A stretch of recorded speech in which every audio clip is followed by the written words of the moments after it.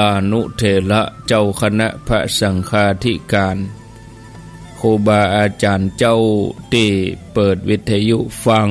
อยู่เวลานี้จุตนจุองค์เจริญปอนศรัทธาญาติโยมท่านสาธุชนคนดีผู้สนใจใฝ่ในธรรมทุกท่านได้เวลาแล้วเนอได้เวลาแล้วถึงเวลาแล้วได้เวลาสำหรับการรับฟังธรรมะอันเป็นสาระประโยชน์ทางด้านพระพุทธศาสนาน้อมธรรมคำสอนขององค์สมเด็จพระชินวรสัมมาสัมพุทธเจ้าได้มาปะมาพบมามาเล่าสู่บรรดาพ่อแม่พี่น้องพ่อออกแม่ออกศรัทธาท่านสาธุชนคนดีทั้งหลายแล้วไผที่ยังบ่ลุกก็ลุกมาเหียนเนอลุกมาได้แล้วตื่นมาได้แล้วญาติโยมท่านทั้งหลาย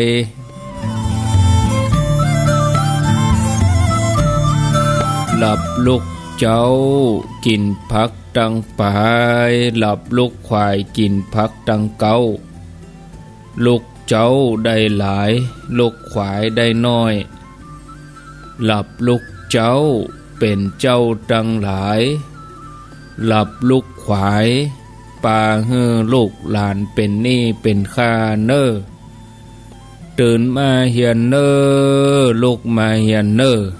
ลุกเนอลุกเนอลุกตื่น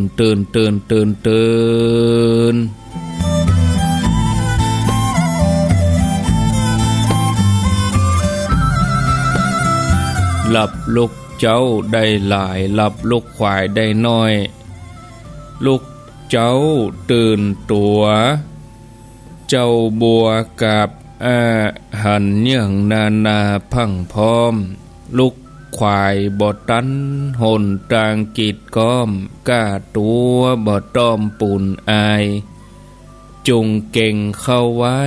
อย่าไปเฮือขวายต่อหน้าสบายจำไว้เน้อเจ้าจำไว้เน้อเจ้า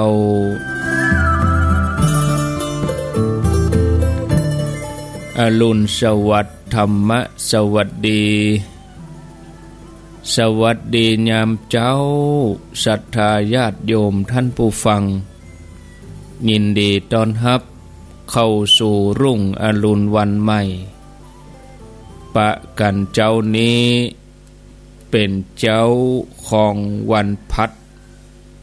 วันพฤหัสบดีที่17เดือนธันวาคมพุทธศักราช2563วันนี้เป็นวันเดือน4เหนือออก3ค่ำพร่ำว่าเป็นวันพฤหัสบดี17ธันวาคม2563มาพบกับญาติโยมในรายการเสียงธรรมแสงอรุณอยู่กับอัตมภาพพระครูอภิวัฒนวิกรมวัดปักตังเจริญตำบลดอยหล่ออำเภอดอยหล่อจังหวัดเชียงใหม่เป็นผู้รับผิดชอบดำเนินรายการมาพบญาติโยมท่านสาธุชนท่านทั้งหลายเป็นประจำเวลาตี 5เป็นต้นไปณที่สถานีวิทยุแห่งนี้ขออนุโมทนากับผู้อำนวยการสถานีดีเจเจ้าหน้าที่ผู้จัดรายการผู้รับผิดชอบที่ได้เชื่อมสัญญาณเอารายการนี้ไปสู่ผู้ฟังทางบ้านก็ต้องขออนุโมทนาในกุศลและเจตนาของแต่ละคลื่นแต่ละสถานีดังเวียงป่าเป้าก็ 90.0 เวียงป่าเป้าเรดิโอเมื่อค่ำก็ฟังที่ดอยหมอกเรดิโอ 103.50 ก็ขออนุโมทนาบัดเจ้าแต่นั้นดังเชียงใหม่ก็มีร้ายขึ้นดังเมืองฝางก็ฟังที่ FM 100.25 สถานีวิทยุคณะสงฆ์อำเภอฝางตั้งอยู่ที่วัดพระบาทอุดมน้ำบ่อสาวาสำนักวิปัสสนาอำเภอฝางแม่อายชัยปราการได้เชื่อมสัญญาณไปตั้งในหัวในเวียงก็ฟังที่ 104.50 FM 104.50 สถานีวิทยุวัดฝ่ายหินสถานีวิทยุเพื่อการศึกษาพระพุทธศาสนาและวัฒนธรรมดังในเวียงนี้ก็ฟังได้ FM 101.75 น่านฟ้าเรดิโอรับสัญญาณตี4กึ่งถึง7โมงเจ้าทุกวันตีน่านฟ้าเรดิโอ 89.50 บ้านทุ่งเรดิโอโดยลุงดมป้าเทียมวันพุทธวงศ์ 89.50 บ้านป่าซักตำบลบ้านกลางอำเภอสันป่าตองจังหวัดเชียงใหม่บ้านทุ่งเรดิโอแล้วก็ที่ 103.50 แดนดินถิ่นล้านนา 103.50 แดนดินถิ่นล้านนาออกอากาศที่บ้านหงงัวตำบลน้ำบ่อหลวงอำเภอสันป่าตองจังหวัดเชียงใหม่ก็ขออนุโมทนา 98.75 คลื่นธรรมะของชุมชนวัดห้วยตองซัก FM 106.25 มนต์เสียงธรรมแม่แจ่ม 103.50 เสียงธรรมจากวัดจันทน์นาน้อย 91.50 สีคำเรดิโอ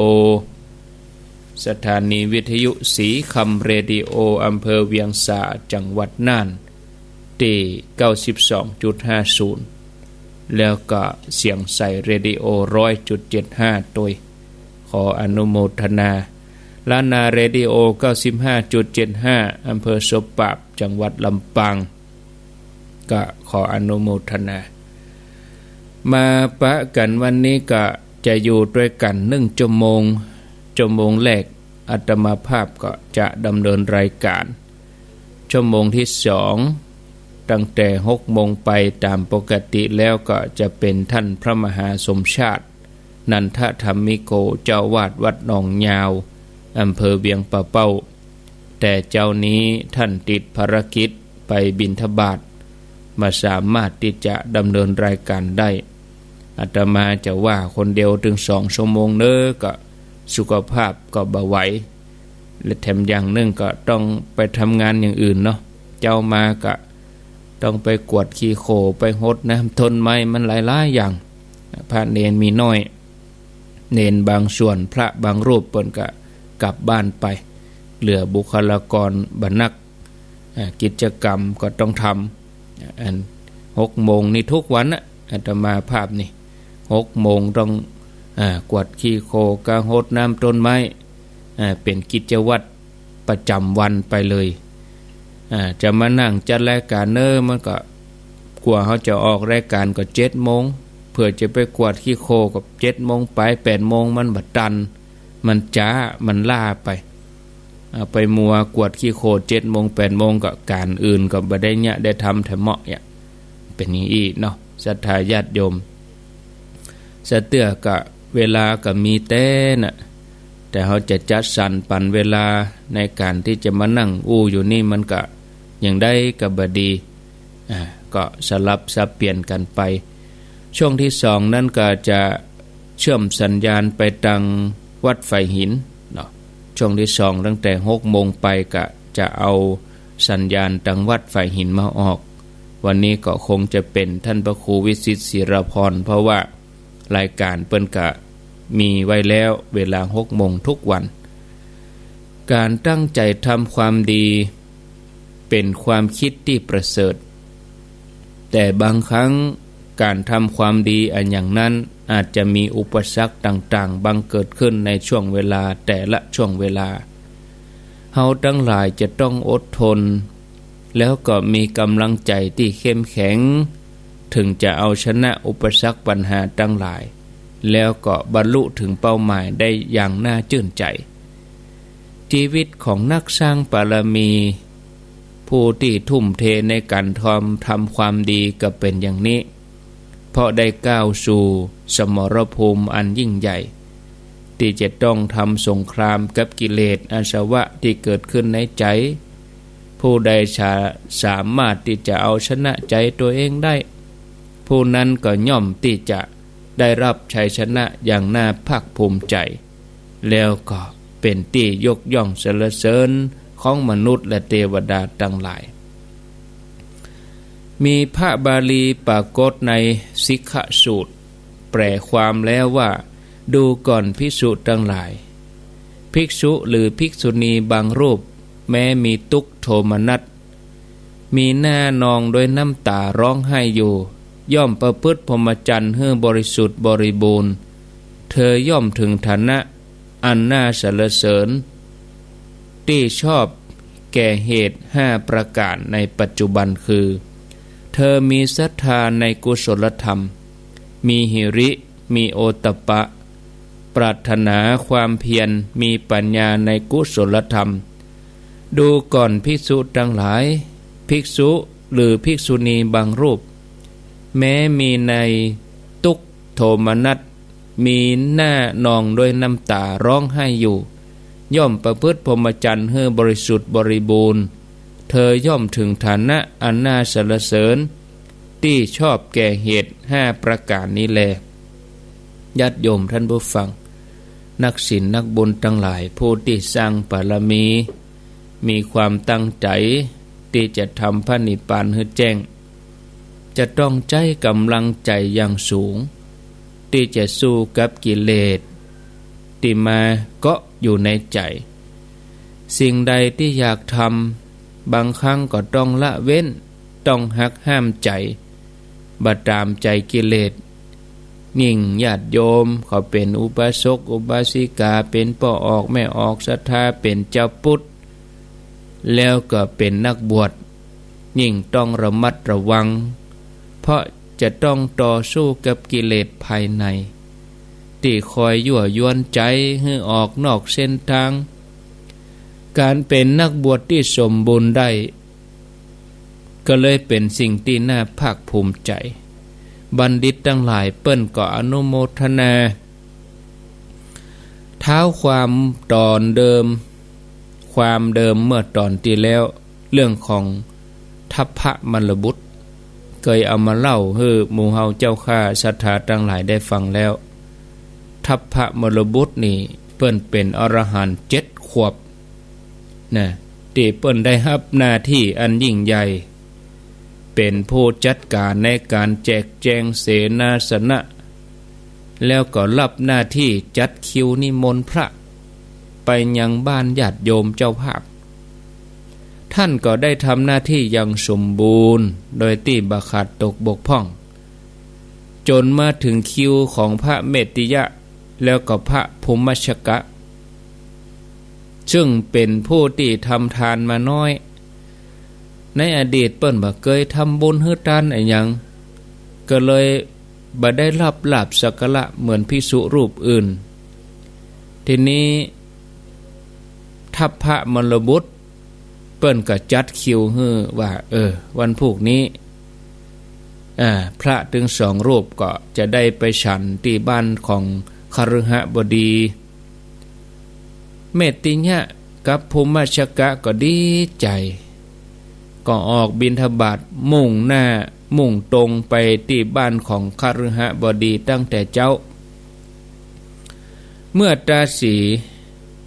หรือว่าคนใจได้รับมอบหมายจากท่านคฤหบดี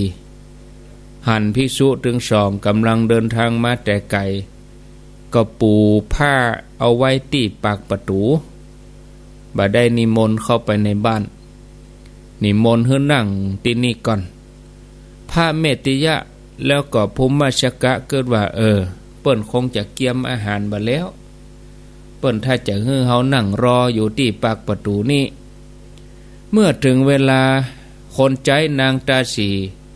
ก็เอาเข้าเปลี่ยนกับน้ำพักดองมาถวายพร้อมกับเจิญนิมนต์พระคุณเจ้าถึงสองได้ฉันเตอะท่านก็ซักถามว่าโหเป็นจะได้เอาเข้าเปลี่ยนมาตานนะมีการน้ำพักดองนางตาสีก็ชี้แจงว่าข้าแด่ท่านเจ้าท่านคฤหบดีได้สั่งข้าเจ้าว่าอย่างอี้เฮือรับรองพระคุณเจ้าถึงสองนี้แล้วเฮือจัดอาหารอย่างนี้ถวายแล้วก็เฮือรอปฏิบัติจนกระทั่งพระคุณเจ้าฉันเสร็จแล้วพระเมตติยะกับพระภูมิชกะต่างก็เกิดในแง่ลบว่าโอ้แต่ว่านี่นะท่านคฤหบดีเข้าไปหาพระทัพพระมรบุตรสงสัยทัพพระมรบุตรนี่แกล้งเฮาแน่คงจะไปเตรียมกับเศรษฐีเพื่อเอาเข้าเปลี่ยนกับน้ำผักดองมาตานให้เฮาพระถึงสองตนกึดแล้วก็เสียใจฉันบะลงบอกกองมดพิธีแล้วก็ลากลับโดยความบ่พอใจโดยที่บ่ได้นึกถึงตัวเก่าจ้องที่จะจับผิดแต่คนอื่นโดยที่บ่ได้พิจารณาถึงพฤติกรรมตัวเองเพราะตัวเองบ่ได้ตั้งมั่นอยู่ในพระธรรมวินัยหันแก่ลาภสักการะเกินไปหันแก่ปากแก่ต้องเกินไปเมื่อไปถึงวัดพระถึงสองคือเมตติยะกับภูมิชกะก็เก็บบาตรเก็บจีวรถอนหายใจไปโดยบ่ยอมอู้ยอมจากับไผก้มหน้าก้มตาเก็บบาตรเก็บจีวรขณะเดียวกันนั่นเองนางภิกษุณีตนหนึ่งที่มีความคุ้นเคยกันได้มาเยี่ยมมาเอวหาพระเมตติยะกับพระภูมิชกะนางภิกษุณีนี่ก็อูจาทักทายอูไปอูมาพระถึงสองก็บ่ยอมตอบบ่ยอมทักทายปราศัยตัวตั้งหน้าตั้งตาเก็บครัวเก็บของแปลงหน้าแบบบอกบุญบ่ฮับนางภิกษุณีนี่ก็แปลกใจกลัวว่าเธอไปทำอะไรอย่างเฮ้อพระถึงสองนี่คัดข้องใจก็เลยถามว่าข้าเจ้าไปทำอะไรอย่างผิดกาพระคุณเจ้าถึงสองถึงบ่ยอมอู้จาตัวด้วยความตีพระถึงสองนี่อารมณ์ขุ่นเคืองอยู่ในใจยังค้างอยู่ก็เลยอู้กับนางภิกษุณีว่าเฮาถึงสองนี่นะโดนพระทัพพระมรบุตรแกล้งข่มเหงทำให้ได้รับความอับอายนางภิกษุณีก็ถามว่าท่านทัพพระมรบุตรไปแกล้งไปรังแกพระคุณเจ้าถึงสองอย่างใดและจะให้ข้าเจ้าช่วยอย่างใดพ่องเจ้าขอให้พระคุณเจ้าถึงสองบอกมาเตอะข้าเจ้ายินดีจะช่วยเนี่ยญาติโยมมือที่สามมาแล้วพระเมตติยะกับภูมิชกะได้ทีต่อว่าบัดเดี๋ยวนี้นะอาสาจะช่วยเฮาแม่นก็แม่นแล้วเจ้าถ้าเธอจะช่วยเฮาเฮอเธอไปเข้าเฝ้าพุทธเจ้าเนอะแล้วเฮอไปกล่าวตูใส่ร้ายทัพพระมรบุตรบอกว่าทัพพระมรบุตรเนี่ยประทุษร้ายเฮาถึงสองนางภิกษุณีนี่ก็ลงเชื่อกำอู้โดยที่บ่ได้พิจารณาเข้าหาพระเจ้าไปฟ้องเพราะความเลื่อมใสภูมิชกะกับเมตติยะนี่นะอันนี้เป็นห้องว่าศรัทธาแบบบ่ลืมหูลืมตา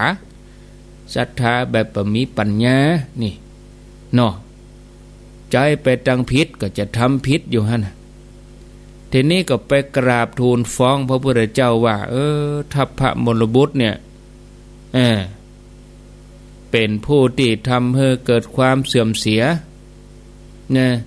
โดยหวังที่จะทำลายชื่อเสียงของทัพพระมรบุตรให้มัวหมองให้ อได้ลาสิกขาไปทั้งที่พุทธองค์ก็ทรงทราบพระองค์ทรงทราบว่าทัพพระมรบุตรบัทำอย่างนั้นแน่แต่เพื่อป้องกันการครหานินทาว่าพระองค์ปกป้องทัพพระมรบุตรพระเจ้าก็เลยห้องประชุมสงฆ์เมื่อคณะสงฆ์พร้อมกันแล้วทัพพระมรบุตรก็มาประชุมตัวพระองค์ก็ตรัสถามทัพพระมรบุตรท่ามกลางสงฆ์ว่าดูก่อนทัพพระมรบุตรเธอนึกได้ก็ว่าเธอเคยทำอย่างบดีอย่างที่นางภิกษุณีกล่าวหาเธอได้ทำอย่างนั้นก็ทัพพระมรบุตรเปิ้นกะกราบทูลพระพุทธเจ้าว่าพันเตข้าแด่พระองค์ผู้เจริญพระผู้มีพระภาคเจ้าเรื่องตึงมดพระองค์ก็ทรงทราบแล้วบัจเจกาพระพุทธเจ้าข้าพระพุทธเจ้าก็ถามซ้ำเข้าไปแถม2 ครั้ง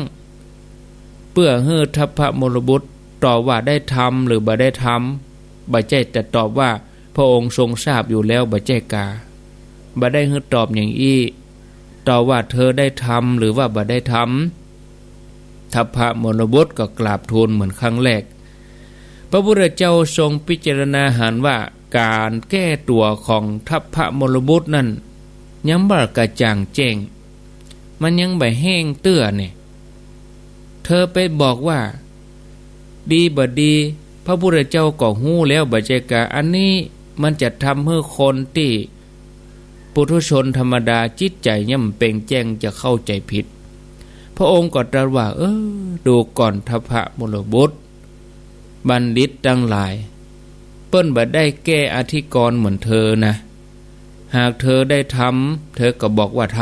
ำหากเธอบ่ได้ทำเธอก็บอกว่าบ่ได้ทำอันนี้เป็นความงามของพระธรรมวินัยบ่ได้ตอบว่าพระองค์ก็ทรงทราบแล้วบัจเจกา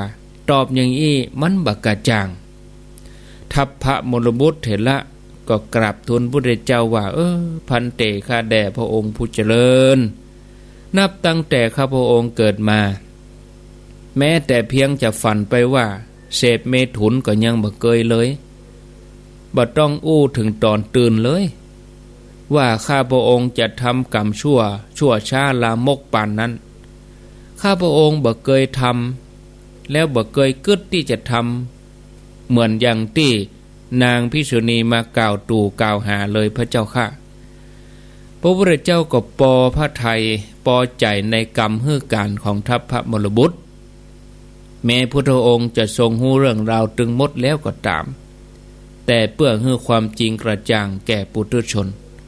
แล้วก็หวังอนุเคราะห์ผู้ที่บ่ฮู้สุขถึงบาปกรรมที่ได้ทำพระองค์ก็สั่งให้ภิกษุผู้ทรงธรรมมาไต่สวนทบทวนแถม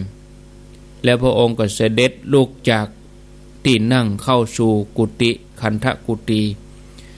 ฝ่ายภิกษุทั้งหลายช่วยกันสืบหาภิกษุที่เป็นต้นเรื่องตามพระองค์ได้มีพุทธดำรัสในที่สุดก็ทราบว่ามีภิกษุ2 รูปเป็นตนก่อเรื่องคือเมตติยะกับภูมิชกะเป็นผู้ที่เสี่ยมสอนนางภิกษุณีให้กุเรื่องขึ้นมาท่านผู้ฟังญาติโยมทั้งหลายจากเรื่องความตอนนี้เขาจะหันได้ว่าถึงแม้เขาจะทำหน้าที่ได้อย่างสมบูรณ์เขาทำเต็มที่ทุ่มเทขนาดก็อาจจะเป็นที่บ่ถูกใจของไผบางคนก็อาจจะเกิดความเข้าใจผิดกันบ่เว้นแม้แต่พระอรหันต์อย่างทัพพระมรบุตรท่านผู้ฟังญาติโยมฉะนั้นการเข้าใจผิดก็เลยเป็นเรื่องที่เกิดขึ้นโดยง่ายในสังคมปัจจุบันโดยเฉพาะโลกมนุษย์เฮาที่มีกิเลสหนาปัญญาทึบมันพร้อมจะเกิดขึ้นกับคนที่บ่ได้คัดเก่ากิเลสเรื่องราวที่เกิดขึ้นนี้หมู่เฮาทั้งหลายควรนำมาเป็นอุทาหรณ์สอนใจได้ข้อคิดว่าเมื่อเฮาหรือว่าคนใกล้ชิดเฮาเกิดเรื่องราวใดๆเฮาควรใจสติปัญญาพิจารณาไตร่ตรองให้รอบคอบต้องมีโยนิโสมนสิการบ่ใช่บ่สามบ่สี่ไปเชื่อ บ่ใจบ่สามบ่สี่ก็ลงมือทำโดยที่บ่ได้พิจารณาแยบคายให้ทวนทีก่อนที่จะลงมือตัดสินใจอันอย่างลงไปนั้นอาจจะก่อให้เกิดผลเสียหายในภายหลังความผิดพลาดแม้เล็กน้อยก็สามารถเป็นแผลร้ายอยู่ในใจตลอดไปฉะนั้นให้เฮาหมั่นอยู่ในทานศีลภาวนาให้หมั่นให้อภัยหมั่นเจริญสมาธิเฮาจะได้กึศดีอูดีทำดีประกอบด้วยสติปัญญาเหมือนกันหมดกูคนนี่ศรัทธาญาติโยมท่านทั้งหลายโอกาสหน้าวันต่อไปเฮาก็มาว่ากันต่อเนาะพอเวลาตอนนี้ก็หันว่าพอสมควรดีแล้วขณะนี้เวลา 5:37 นาทีท่านผู้ฟังกำลังรับฟังรายการเสียงธรรมแสงอรุณต่อจากตุลุงยองหรือว่าท่านชัยวัฒน์นาคเสโนเปิดจัดรายการ 3:00 ถึง 5:00 วันใดวันหนึ่งอาตมาติดธุระหรือว่ามีการจำเป็นก็ไหว้วานท่านแตนอย่างกรณีวันก่อนนั่นเป็นต้นสักเตือก็การงานอย่างตะวาแมลงมันมันเป็นอย่างนะญาติโยมนะตะวานี่วุ่นวันค่ำเลยแล้วก็บ่ได้พักตัวตะวานี่จนป้อค่ำนะอันยังพี่เบาหัวป้อแรงนะจัดรายการก็ขาดเกินเนาะตะวาเนี่ย ละพระครูสุเมธ2 เตือ3 เตือมันอะไรอย่างเบาหัวตะวานี่บึดอันหนึ่งวันใดว่างๆแต่อย่างวันนี้เฮาได้จัดรายการมาพอแล้วก็มีหยังวันใดที่เฮาจะนั่งจัดรายการก็ขนาดล็อกประตูแล้วนะปีนประตูแล้วเขาเนี่ยก็มาต่อยอยู่นะอย่างได้ก็บาดีเนาะศรัทธาญาติโยมจะฮื้อดีก็คือไปอยู่บนดอยบุญนะสบายใจนั่งจัดรายการอย่างเดียวไปว่าไปนี่นะแล้วก็มาเจ้ามันโล่งดีญาติโยมเนาะเวลามาเจ้ามันโล่งดี 3:00 4:00 5:00เนี่ยมันโล่งมันสบายไผก็ตึงมาเตื้อ 7:00 8:00 ปุ้นเวลาเปิ้นจะมาดันนั้นเข้ากันอย่างกาเขาก็มาขวายหน่อยนะก็อย่างใดก็บ่ดีเนาะมันก็บ่ใช่มีตึงวันเก่านะญาติโยมมันเมินไหนครั้งนึงมันเมินไหนเตื้อนึงเนาะวันนี้อากาศก็อุ่นมา2 วันแล้ววันนี้พอเปิ้นคาดหมายลักษณะอากาศก็มีเมฆหนักเนอะเมื่อวันก็จะร้อนแล้วนะ27 28ร้อนเต็มที่ก็32 องศาวันนี้เวลาบ่ายโมงถึงบ่าย2 โมงเมื่อแรงมาก็ลดลงเหลือ26 27 องศาเมื่อคืนก็บ่พอเย็นต่อใดละประมาณ24 23 องศามาเจ้านี่20 องศานะก็อากาศก็บ่เย็นแล้วนะแล้วก็ตามข่าวเพิ่นก็ว่าคาดหมายว่าตั้ง18 ถึง 25นี่จะมีฝนว่ะ18 ถึง 25นี่จะมีฝนหลังจากนั้นก็จะหนาวไปแถมหนาวไปถึงปีหน้าพุ่นน่ะ18 ถึง 25นี่ฝนจะตกลงมาทั่วทุกภาคก็ถ้าติดตามไปเนาะพยากรณ์อากาศท่านผู้ฟังญาติโยมท่านทั้งหลายก็อุณหภูมิก็จะลดลงไปเรื่อยๆนะศรัทธาญาติโยมก็ติดตามฟังพยากรณ์อากาศแต่คืนนี้ก็ยังอุ่นอยู่นะเนาะหนาวอยู่แต่ก็อุณหภูมิก็พอให้พอดีเนาะหมอกพอให้พอดีเนี่ยศรัทธาญาติโยมท่านทั้งหลายต่อไปไผจะจะจ๋าก็ขอเจริญพรเข้ามาที่เบอร์0998366322วันที่19นี่ไปจะไปแม่แจ่มก็ขอเจริญพรเนอะแล้วก็เชิญชวนญาติโยมทางแม่แจ่มตัวเพิ่นจะมีการตานเจดีย์พุทธคยาจำลองที่วัดต่อเหืออำเภอแม่แจ่มวันที่19วันนี้17 18 19ก็วันนี้วันที่17ผู้เป็นวันตกแต่งดาววันเตรียมงานเพิ่นเนาะ19ก็วันงานเพิ่นละวันที่19ธันวาหลังจากนั้นก็29ธันวางานยกยอดชัดเจดีย์วัดม่อนห้วยแก้วเพิ่นจะเริ่มเข้ากรรม27ธันวาแล้วก็เพิ่นจะยกยอดชัด29ธันวา ตีวัดม่อนห้วยแก้วตำบลดอยหล่ออำเภอดอยหล่อจังหวัดเชียงใหม่เอ้ารับสายก่อนเจริญปนว่าจะได้น้องเบลฟังกับเจ้าแล้วนะครับนี่เป็นที่หนึ่งที่สองโอ้ลูกเจ้าเหมือนกันแต่ครับแยกไปดังพระครูวิสิตเนอร์พระครูปฏิออกบินเลยเนาะเดี๋ยวก็ออกต่อนี่แหละ6 โมงน็อกขึ้นแม่นมันจะออกแม่นละโอทันนะสาธุสาธุอ้าวน้องเบลเปิ้นอยู่ในเวียงปุ่น0998366322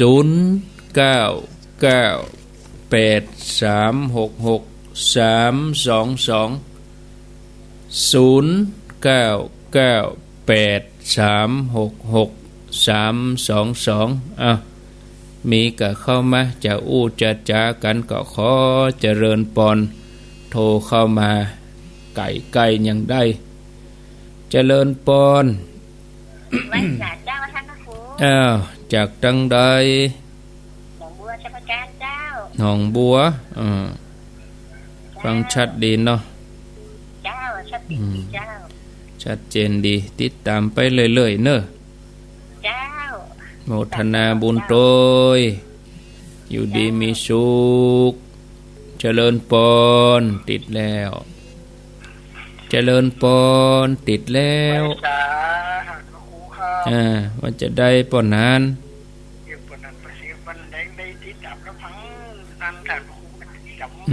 เป็นประจำนะฮับฟังเป็นประจจำเข้ามาทุกคนติดเข้ามาเป็นห่วงอยู่เด้โมทนาในฟังนำฟังทำเราก็ชื่อว่าเดี๋ยวดีใจครับหมดด้วยเขามีความคิดความอ่านด้วยครับดีละโมทนาบุญเนอร์บนานไว้กำลังใจท่านพระครูอยู่ดีมีชุกอายุมันยาวนะครับเนอสาธุเจริญปอนเจริญปอนติดแล้วนมัสการเจ้าตุลูโทษจากที่ไหนตุลปากแกนานนั่งพระเพียบอยู่หน้าวิทยุเนี่ยโทษจากไหนก็ฝางเจ้าเมืองฝางเจ้าไม่มูลคุณก็ถึงฟังแล้วแม่ตุลูของลูกตื่นนะตื่นก่อนแล้วฟังตุลูตื่นมาเกียมพร้อมเจ้านั่งฟังตุลูเนี่ยนั่งในวิทยุในนี้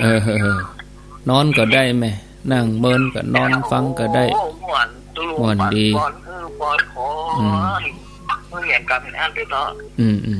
เจ้าบุทนาเนอเมืองฝางชาตุเมืองฝางต่อไปเจริญปอนอาจารย์นิพนธ์ครับอาจารย์เป็นคนสาธารณะนี่มันยากหน่อยนะครับครับมันยังไงก็ไม่ท่านพระครูเทศเมื่อกี้ทำดีก็ดีทำต้องทำใจนะบางทีมันคนเขาไม่เข้าใจเขาว่าไม่ดีครับถูกใจบ้างไม่ถูกใจบ้างถูกใจบ้างไม่ถูกใจบ้างทำมันหลายคนครับทำถูกใจเขาก็ว่าเราดีทำไม่ถูกใจเขาก็ว่าเราไม่ดีนั่นครับตึงขึ้นตึงล่องทางครับเดินไปเดินมาเขาว่างามก็งามก็งามงามก็งามเลี่ยงมาได้โดนตึงขึ้นตึงล่องเลยเนาะครับผมก็ฟังอยู่ผมสนับสนุนเต็มที่ครับถ้าไม่ฟังสักวันนึงมันก็มันไม่ม่วนเป็นไม่ได้ลดน้ำนะครับเหมือนขาดอะไรไปสักอย่างหนึ่งตอนนี้ฟังคลื่นอะไรท่านอาจารย์นิพนธ์ฟังคลื่นอะไรครับฟังคลื่นอย่างนี้อาจารย์นิพนธ์104.5ครับ104ยังได้ยินชัดดีนะวันที่7จะไปก่อน7 มกราไปบ้านโยมพิสมัยก่อน89.5สาธุครับมันก็สื่อสารกันบางทีก็เขาจะดักฟังเพิ่นอู้มันก็เขาก็เงียบไปเหี้ยบางทีเขาจะอู้เนอะมันก็ส่วนกันไปส่วนกันมาเนี่ยญาติโยมนะวันที่7ก็บ้านโยมพิสมัย7 มกรา ว่างก็ไปนะกะเนาะเอาแม่ตู้ไว้จ่าเจ้าเจริญปอนว่าไปเลยแม่ตู้ฟังอยู่เด้อหนาวก็หนาวปอเวียงปะเป่าแม่ปิดวิทยุเหียกะปิดวิทยุเหียไม่เมาฟังวิทยุมันจะงงนะโมทนาเนอสาธุบางทีบ่เข้าใจก็บอกกันมาจัดเมินแล้วนะเวลาโทรมานี่จะต้องปิดวิทยุโยมบางคนบ่เข้าใจก็เปิดวิทยุมันก็ซูนกันหูก็แนฟังวิทยุปุ่นเวลาโทรมาบัดติดก็เป็นฝากข้อความเป็นนั้นฝากข้อความนี่คือสายซ้อนปุ่นเนอะสายซ้อนกันติดสายอื่นเนี่ยกะเจริญปอนครับครับจากดังใดเวียงปะเป้าครับเวียงปะเป้าบ้านหยังปัจจันครับท่านครูครับพี่อ้ายกะวันที่ติดงานไหนยังตั้งครับ10เป็นหยังวันที่7นะครับ7มกราคมเนี่ย7เปิ้นจะตานพระป่าปุ้นบ้านโยมพิสมัยแม่ริมปุ้น7มกราปุ้นก่อนเดี๋ยวให้มันโป้นปีนี่ไปก่อนมันโป้น63นี่ก็ถ้า1มกราก็ก้อยประชาสัมพันธ์ให้เปิ้นนักๆอันนี้มันเฮาอู้นี่มันเจียงไฮ้มันงงกะเพราะมันฮู้มาก่อนหรอครับผมมันไปครับเนาะรอฟังวิทยุเอาเด้อหนาวก็ครับเดี๋ยวนี้พอให้พอดีอากาศพอให้พอดีโอทนาสายต่อไปเจริญปอนครับไว้สาธุตะกูอันนี้ป่อบุญตันครับฟังอันนี้ฟังตลอดเลยป่อบุญตันป่าไร่บ้านสามยอดป่อบุญตันอนุโมทนาต่อไปเจริญปอนเข้ามาแถมเวลาเปเลอะเปเตอ0998366322รับเจริญปอนเจ้าข้าพเจ้าเจ้าครับมอเจ้าแม่เมาจะมาเมื่อก็เฮาอ่ะมันเหมือนนานๆพูดแค่นั้นเนาะยังก็มันเหมือนนานๆเฮาอู้อย่างแค่น้อยโจนเนาะกะติดไหนก็2วันกะอีกอ่ะเจ้าโจนเอาก็จังฟังโอนได้น่ะอดเอากะให้คนใหม่เปิ้นโทรพ่องเจ้าเนี่ยคนอื่นโทรมันก็ติดสายแม่เฮาหาใครอู้เมินเฮาอู้เมินกับสายอื่นเปิ้นจะเข้ามาก็เข้าไม่ได้ไล่หากันคนน้อยน่ะกะเจ้าคือกำลังใจถึงอันท่านพระครูนะเจ้าโอ้ท่านนะคนก็น้อยใจบางทีอู้คนอื่นนี่เมินน่ะอู้เฮาน้อยเดียวก็มันก็ไล่หากันคนน้อยเจริญปอนแล้วจะต้วยใจให้หมดเป็นไปมันได้ติดแล้วติดแล้วกะเจ้าว่าเจ้าตะมะคุติดแล้วฟังอยู่เนอะเจ้าอันนี้ฟังตลอดบ้านนี้ฟังจะหลายเหมือนกันนะเจ้าป่อไพบูลย์เนาะแม่จรุน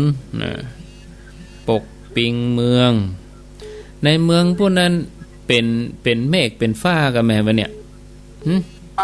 มะเจ้านี่ก็หามาแล้วออกไปเจ้าวันนี้นี่คาดการว่าจะมีเมฆอีหรอเปิ้นว่านะได้ลงสักน้อยก็ยังดีแล้วสางที่ฝุ่นนะเจ้าน่ะกะล้างช่วยหลังคาเจ้าอนุโมทนาเด้อเจ้าสาธุเจ้าต่อไป0998366322ไผมีหยังจะอู้ก็เอาเจริญปอนไว้สาเจ้านั่นพระครู โอ้ตูเจ้า2 ตนนั่นหวาดฝันไว้ได้กินอาหารจัดดีเลยไปเจอกับข้าวเปลี่ยนกับน้ำผักดองตัวเองบ่ได้ตานเลยเพราะตัวเองบ่ได้ตานมาก่อนบุญมีเนาะขนาดไปบ้านเศรษฐีได้แต่ก็ยังผ่านโอกาสได้อยู่โอ้คนมีบุญนี่ไปทางใดมันถึงได้ดีนะขนาดเป็นทูตเจ้าแต่ก็ยังได้ดีเลยชัดเจนนี่นะเจ้าใช้ต่อไปเจริญปนจากที่ไหนจากยังจ๋าเจ้าเมืองฝังบ้านอย่างก็บ้านนาเหลืองนาเหลียงเมียงน่านน่ะเจ้านึกว่านาเหลียงเมียงฝังนาเหลียงเมียงน่านเวียงสาก็เนาะใกล้สถานีหั่นก้านี่เนาะจ้าสี่คำนี่นะติดตามฟังพอให้พอดีเนี่ยแม่18 องศาวันนี้เจ้านี่นะป้อนหนาวตัวได้หรอยินดีเนอะแม่เนอะปีน้องนั่นเหลืองอีกอะโทรหากันพ่องกระเดียวก็โทรหาหลวงพ่อวัดวังสิงคำพ่องกาเปิ้นจังบนหาโอ้มีหลายสถานีไผป้อมลำโทรโยมก็เอาปากกามาเขียนเบอร์ไว้แล้วบางทีเสลดสลามเพิ่นโทรมาหาอาตมาเพ่เอาจำเบอร์ใดก็จะโทรเบอร์นั้นแต่ว่าตนใดก็ตนนั้นนะตนใดจัดรายการเปิ้นบอกเบอร์อันหยังเฮาโทรเบอร์นั้นเปิ้นบ่ได้บอกเบอร์นี้เฮาก็บ่ต้องโทรบางทีไปหาตนอื่นเหี้ยอย่า0998366322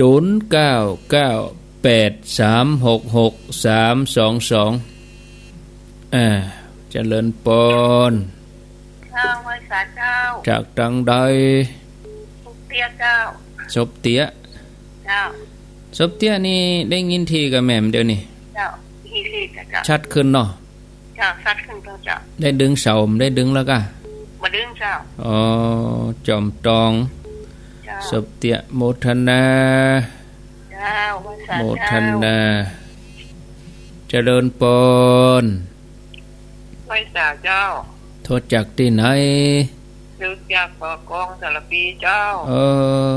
มันล่ำได้ยินโทรมาเนาะ